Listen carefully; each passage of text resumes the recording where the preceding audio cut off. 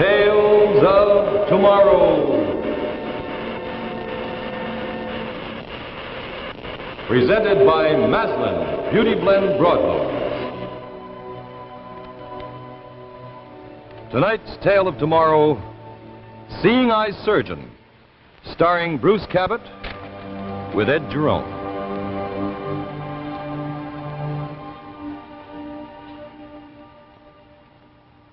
Good evening. You know what this is? Ball of beeswax.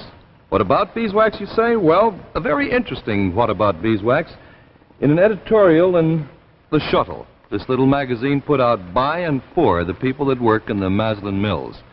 A member of the Maslin family writes these editorials, and I thought this one would be interesting, so if you don't mind, I'll read it right now. Back in the days of Rome, a sculptor who was more interested in money than in art could sometimes cheat a little. If his chisel slipped, if he cut more deeply into the marble than he meant to cut, he would fill the hole with beeswax mixed with marble dust. In time, the wax would crumble and the hole would show. So, honest sculptors marked their works sine cere, S-I-N-E without C-E-R-E, wax. And that's where the word sincere comes from. It means without wax. So the word sincere we use to mean an honest expression of an honest feeling originally meant an honest work of art, a work that would stand the test of time, a work that needed no patching, no correcting, no wax.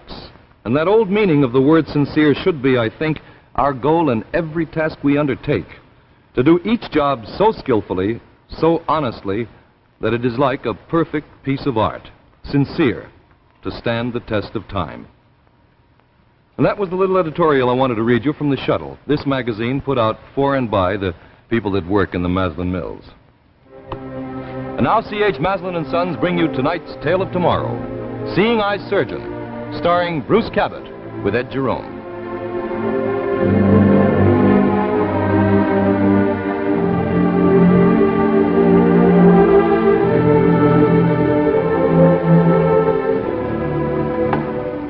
Well, I suppose you think you were being very ingenious.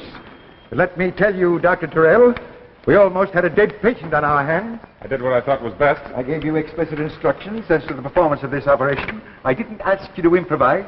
But surely making the incision on the medulla, you could see... Oh, precisely. And what did you expect to accomplish by that? It was the best way to relieve the pressure. You could see that for All yourself. I could see was that if I did not push you aside and take over, we would have had a dead patient on our hands. Tell me something, Dr. Foyle.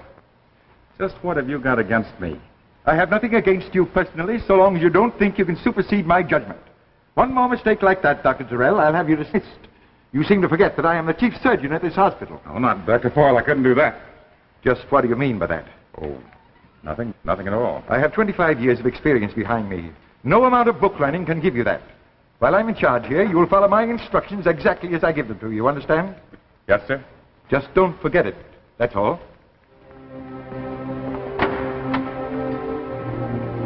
Same old story. Uh-huh.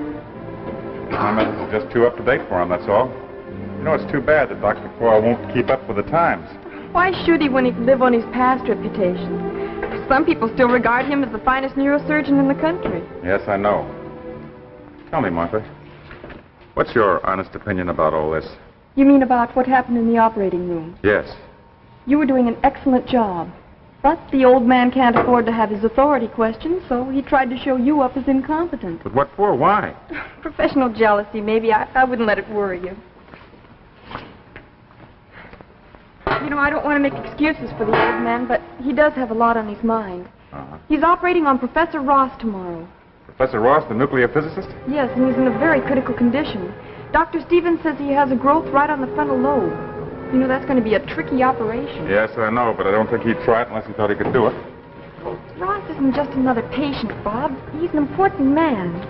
Our whole national defense may depend on whether he can be kept alive to finish his experiments. I know all that, Martha.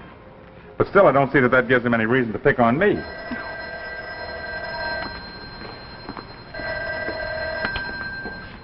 Operating room, Miss Larson speaking. Yes, he is. All right, I'll tell him. Well, I guess that explains why the old man got so upset. That was his secretary. He's worried about you. Worried about me? What for? You're scheduled to assist him in the Ross case tomorrow, and he wants you to study the x-rays. Me? Now, why on earth would he pick me? Because, as much as he hates to admit it, there's no one else sufficiently competent. Well, I think the least he could have done was to tell me himself. Bob, now don't get upset. Don't jeopardize your career by fighting him. If Ross should die because of a clash of personalities in the operating room, your reputation as a neurosurgeon, along with Dr. Foyle's, would suffer irreparable damage. Yeah, honey, I guess you're right. Thanks for the pep talk. Well, here's Ross's files, including the x-rays. You better look them over. All right. Anybody wants me, I'll be in the office. Bob, Uh-huh. I'll be keeping my fingers crossed.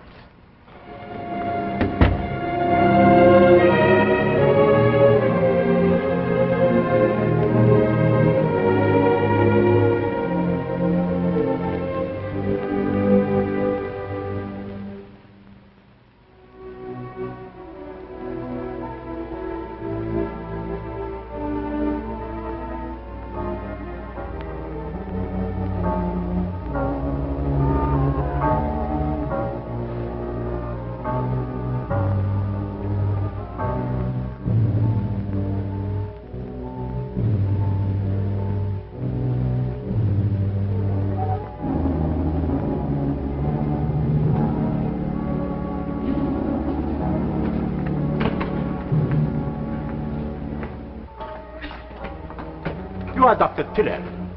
Yes, that's right. I am Dr. Zenon, a graduate of Reisberg University in Europe. How do you do, Doctor? Would you sit down? Thank you. Now, what can I do for you? I have come to help you. To help me? Well, that's very nice of you, Doctor, but look, I don't want you to think I'm rude, but I'm pretty busy just now. This is about Professor Ross. What about him? He is a brilliant nuclear physicist. Yes, I know all that. You see, I read the papers, too. But you are operating on him tomorrow. That is why you are here now. You seem to know a lot about it. You wish to examine the x-rays, to impress every detail of them on your mind. Commendable. But if I may say so, my friend, useless. Quite useless. Your mind is too overwrought to accept the details. How can you possibly tell me what my mind is capable of accepting? That is not important. What is important is that Professor Ross should live to complete his experiments. It is imperative that he make his contribution towards ending these threats of war. Look, Doctor, if you just came here simply to tell me about the seriousness of my responsibility, I already know. But I have come here to help you, Dr. Tyrrell, to ensure that the operation is a success. Dr. Zenon, no living man can do that. The chances of Professor Ross's recovery are very slim indeed. On the contrary, my friend, I assure you they are very great. All you need is one thing. What's that? Dr. Zenon's vision. Oh, look, Doctor, you're wasting my... If you will only listen to me. I've been listening to you. I have here a pair of glasses which I have processed in a special way. Now, look, Doctor, I implore you. The welfare of mankind is at stake. Be reasonable. You be reasonable. This thing's gone far enough. Come on, Doctor, I'm going to have to ask you to leave. No, my friend. Not until you have promised to use the glasses. All right, Doctor, give me the glasses, I promise. That is a promise, remember. Oh, yes, I promise. You will find they have a tendency to become foggy. When that happens, take them off and wipe them with this fluid. All right, I'll try and remember. You must remember, the success of the operation depends upon it. All and right. one thing more. I am only lending these glasses to you for this particular operation. It is very important that Professor Ross should live. Yes, Doctor, that's right. Look, how'd you happen to lend me the glasses? Don't you know that Dr. Foyle is actually performing the operation? I'm his assistant. No, my friend. You are going to perform the operation.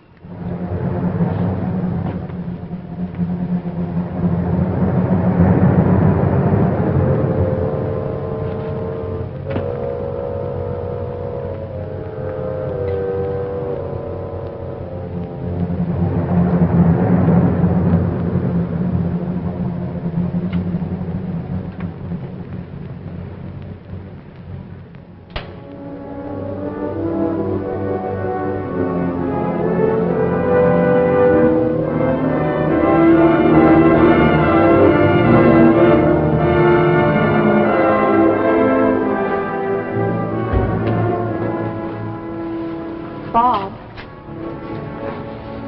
Hey, Bob. Oh, my... What time is it? It's 2:30.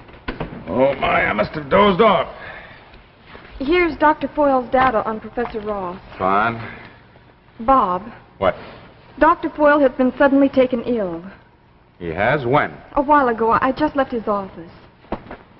What about Professor Ross, that operation tomorrow morning? That's what I'm trying to tell you. Dr. Foyle has appointed you to perform the operation. Me? Dr. Zenon was right.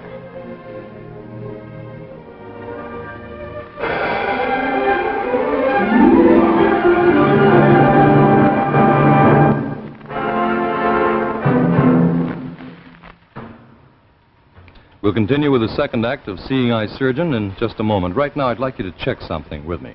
Now, for the past year, I've been identified with the fine products of C.H. Maslin and Sons. You know, Alan Edwards, the rug man. And my friends have sort of been challenging me on the whole proposition of selling carpets by television. Well, I can always lean back on the old adage that seeing is believing.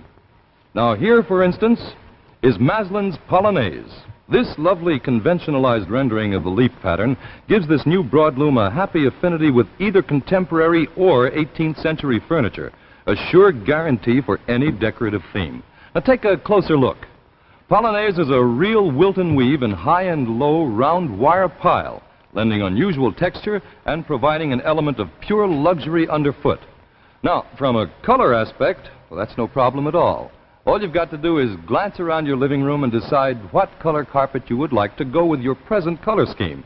The odds are that Maslin can match it.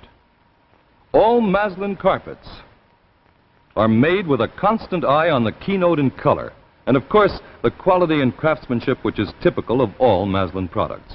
Just as a hint, Polonaise is notable in that it is available in eggshell white, a really important color in today's trend towards smart floor coverings. It's also available in corsage green, beaver, pilgrim gray, and salon beige. Polonaise is made in widths up to 15 feet and can be yours for only about $14.50 a square yard.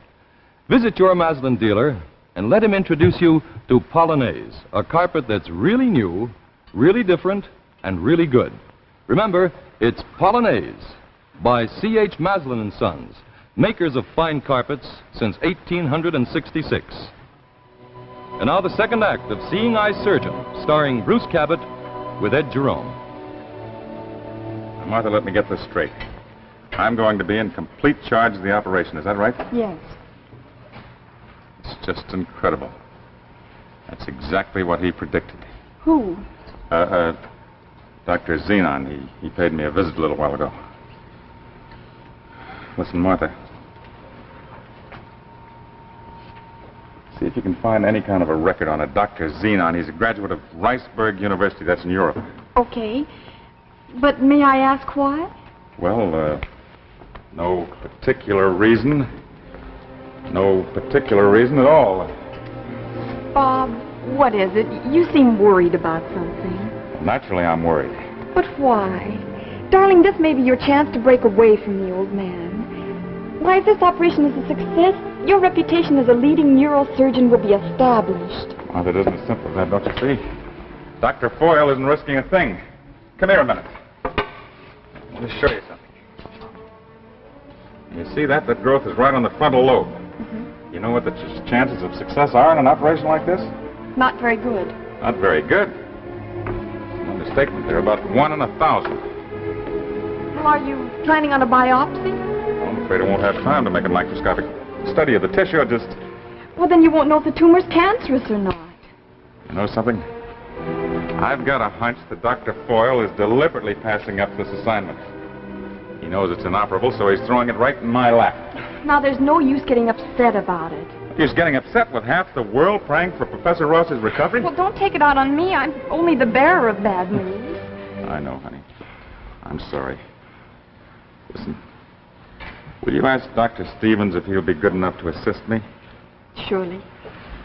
And I'll need Dr. Way and Dr. Abbott in the operating room. You might see if you can get them in there in a half hour for a conference.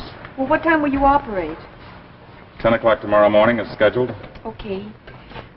And Bob, remember, I'm going to be right in there rooting for you.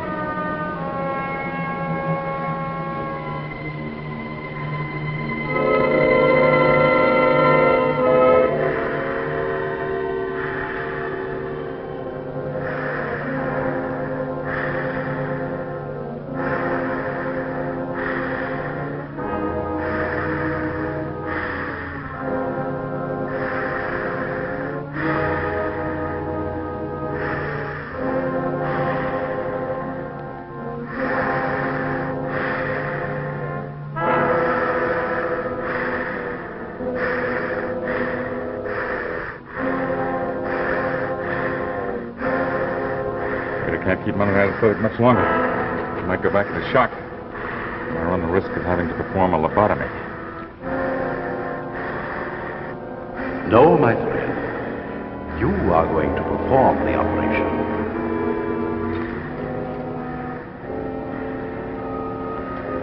Mother, I left some glasses and a small wax bottle in the right-hand drawer of my desk. Send for it, will you? Hurry.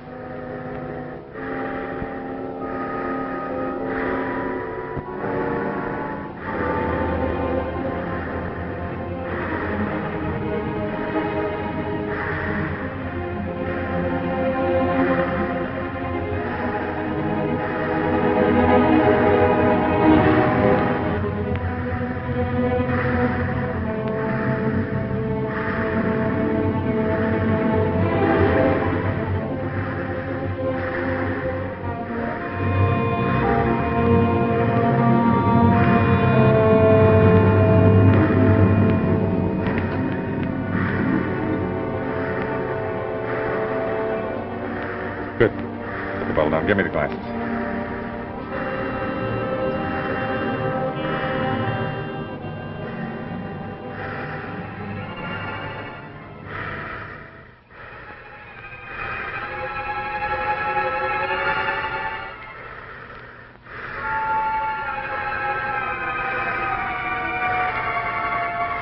It's incredible. I can see the whole cellular structure.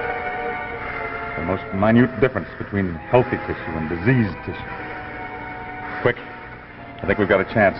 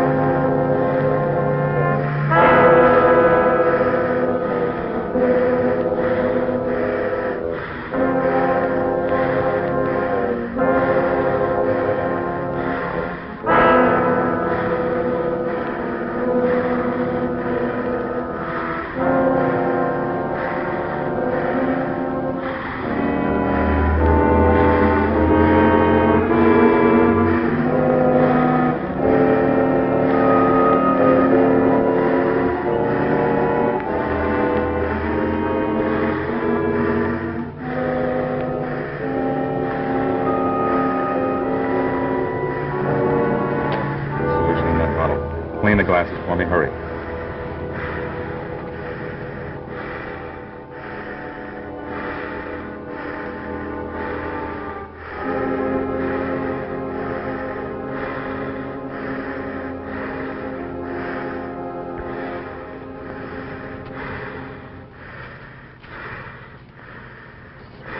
Night.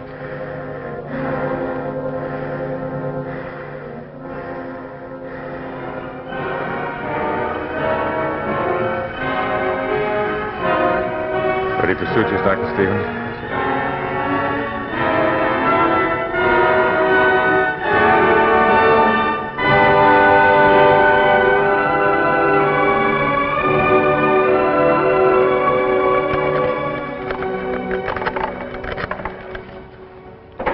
St. Jude's? Put me through to Dr. Terrell's office. Terrell, this is Dr. Foyle. I just read the report on the Ross operation. I can't make head or tail of it. It certainly does need some explanation. It reads more like something out of a comic book than a surgeon's report. Now, wait a minute. I'm here at my home, but I'll be at the hospital in 15 minutes. You wait there in your office for me. I want to talk to you.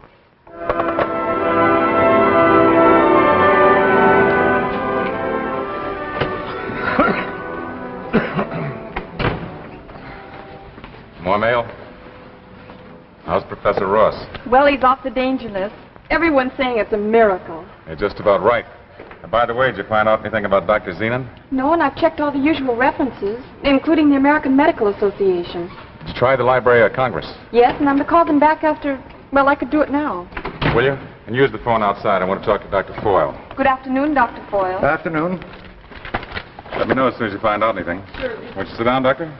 Hill, I'm not here to argue the medical aspects of the case, I don't agree with your methods of procedure, but I hadn't expected to do that.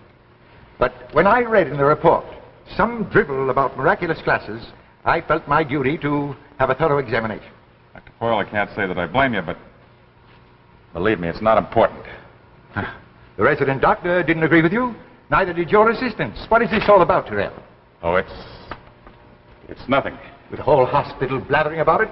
Don't be absurd. This report says that you stopped the operation while the patient was on the verge of shock in order to get a pair of glasses from your office. Don't you realize that that delay might have caused the patient's death? Yes, sir, but we saved the patient's life. The operation was a success. That's the important thing. Only by some miracle. And it had something to do with glasses. Doctor, you're way off base. Am I? I don't think so. Otherwise, you wouldn't be so upset. Doctor, once and for all, will you forget those glasses? Oh, so then you admit there were glasses. Well, if they're not important, you won't mind telling me where you got them. All right, Dr. Foyle, I'll tell you, but you won't believe me. I got them from a man named Dr. Zenon. He loaned them to me. Doctor who? Dr. Zenon. He's a graduate of Riceburg University in Europe. Oh, don't give me that, Doctor. I happen to know that legend, too. What are you talking about? You mean you haven't heard it? No, I don't know anything about a legend. No, I guess maybe you wouldn't. You never studied in Europe. Whoever gave you those glasses must have known that. Doctor, I can just tell you that I used them. I don't know where they are just now. I gave them to Miss Larson right after the operation. I was so upset I couldn't even think. Miss Larson, will you come in here? The glasses Dr. Tyrrell used during the Ross operation, where are they? Well, I put them in here right after the operation. By the way, Bob, I've tried the Library of Congress, and I can't find any record of Dr. Zenon. There doesn't seem to be such a person. Of course not. He's the product of Dr. Tyrrell's fevered imagination. Here they are, and here's the cleaning fluid. There you are, Dr. Foyle. What are you talking about? Well, these glasses have no lenses. I don't understand. When I put them away, the lenses were there. That is strange. That's very strange. Maybe it was solution in this bottle. I wonder. Yes, Dr. Zenon meant it when he said that he was just loaning me these glasses for this one particular operation. Do you expect me to believe there was actually a Dr. Zenon? Dr. Foyle, I don't know what to expect you to believe. It all seems so unreal now, and yet it did happen. There was a Dr. Zenon, and there were glasses. Does Dr. Zenon really exist? I don't know. For that matter, do we three standing right here in this room really exist? Who knows? The real and the unreal. Where does one stop and the other begin?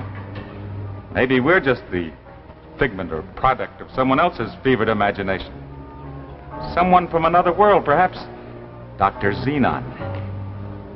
Who knows who Dr. Zenon really is? Or if he did ever actually exist. Who knows?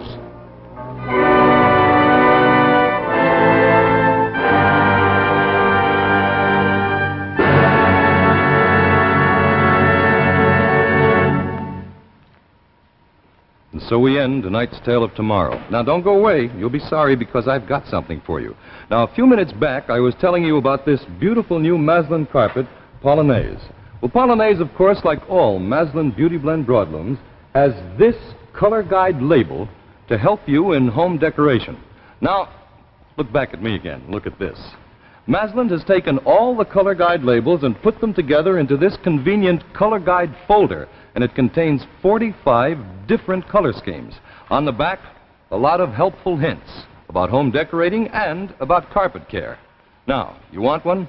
Well, you can get yours absolutely free from your local Maslin dealer who is currently featuring Polonaise. As a matter of fact, we're going to go to your hometown right now so the man can tell you where to get your helpful color guide folder absolutely free. Here he is.